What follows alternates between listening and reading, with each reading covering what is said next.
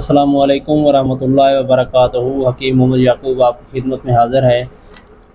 آج کا جو ہمارا موضوع ہے وہ جیسا کہ آج کل گرمیوں کا موسم ہے اور اس کے علاوہ جس بندے کا مزاج گرم خشک ہو اور اس کی بے چینی ہو، دل میں گھبراہٹ سی ہو، بی پی لو ہو جاتا ہو گرمی کی وجہ سے، صفرا زیادہ آ گیا ہو جسم میں، تو اس کے لیے ہم نے سوچا کہ آج کوئی نسخہ بناتے ہیں، استاد صاحب سے مشورہ کرتے ہیں اور پوچھتے ہیں کہ کوئی اس حساب سے نسخہ بتائیں تاکہ ایسے لوگ جن کے ہاتھ پاؤں جلتے ہیں یا ہاتھوں پاؤں میں پسینہ آ جاتا ہے گرمی کی حدت کی وجہ سے، تو ان کے لیے آپ کوئی اچھا سا نسخہ بتائیں تاکہ آسان بھی ہو اور ہر بندے کے افورڈ بھی کر سکتا ہو۔ جی استاد صاحب۔ جی وعلیکم السلام ورحمۃ اللہ وبرکاتہ۔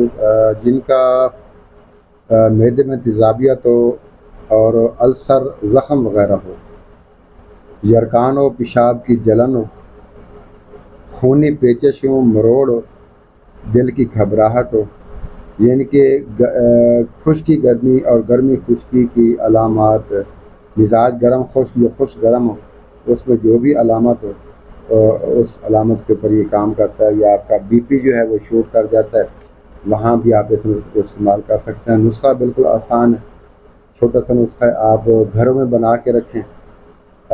بچوں کے ساتھ ایسا معاملہ ہو جائے کہ بچوں کو جو ہے نا موشن وغیرہ لگ جاتے ہیں، ان بچوں کو بھی استعمال کروا سکتے ہیں۔ گرمی کے موشن بڑوں کو لگ جائیں ان کو بھی آپ استعمال کروا سکتے ہیں، یعنی کہ جہاں محسوس ہو کہ پیشاب میں جلن ہو رہی ہے، پیشاب کا رنگ پیلا ہے، قطرہ قطرہ ہو کے آ رہا ہے، تو ایسی علامات کے اوپر آپ اس نسخے کو استعمال کروا سکتے ہیں۔ چیزیں بہت آسان سی ہیں۔ آپ نے کشمیر لینی ہے، دھنیا خشک، کشمیر جنہیں کہتے ہیں، اور اس کے بعد آپ نے لینی ہے ملٹھی، وہ جو لکڑی ہوتی ہے خاص طور پہ کھانسی کے لیے استعمال کروایا جاتا ہے۔ اس نسخے کو آپ خشک کھانسی کے اوپر بھی استعمال کروا سکتے ہیں، وہ لینی ہے۔ اس کے بعد آپ نے لینی ہے چینی۔ یہ تینوں چیزیں برابر مقدار میں آپ لے لیں، ان کو صاف کریں، ان کو گرائنڈ کر لیں۔ گرائنڈ کرنے کے بعد 2 سے 3 چنے برابر صبح دوپہر شام 3 ٹائم استعمال کریں پانی کے ساتھ۔ پانی نہ بھی لیں منہ میں ڈال کے آپ اس کو چوستے رہیں۔ ایک اس کا اور یہ فائدہ ہے کہ کسی اکثر جو خطیب حضرات ہوتے ہیں یا جو گلوکار ہوتے ہیں، تو باتیں کرتے کرتے بولتے بولتے ان کا گلا جو ہے وہ بیٹھ جاتا ہے، تو وہ لوگ بھی آپ اگر اس کو استعمال کریں گے تو ان کا بھی جو گلا ہے انشاءاللہ وہ کھل جائے گا۔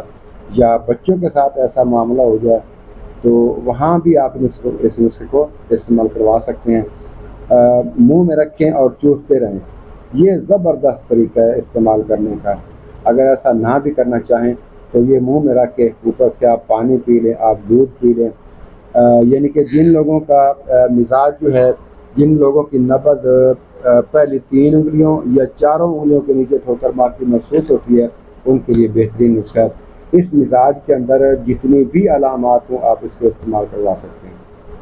استاد صاحب، جو بلغم آتی ہے کھانسی کے دوران جس میں خون کی آمیزش ہوتی ہے یا پھر پیچش ہوتی ہے اس میں خون کی آمیزش ہوتی ہے، تو یہ استعمال کروا سکتے ہیں؟ بالکل بالکل، وہاں بھی آپ اس کو استعمال کروا سکتے ہیں، بہترین نسخہ ہے۔ ٹھیک ہے جی، بڑی مہربانی۔ آج کا جو ہمارا ٹاپک ہے ہم اس کو یہیں وائنڈ اپ کرتے ہیں اور ملاقات ہوگی کسی اور اچھی سی ویڈیو کے ساتھ۔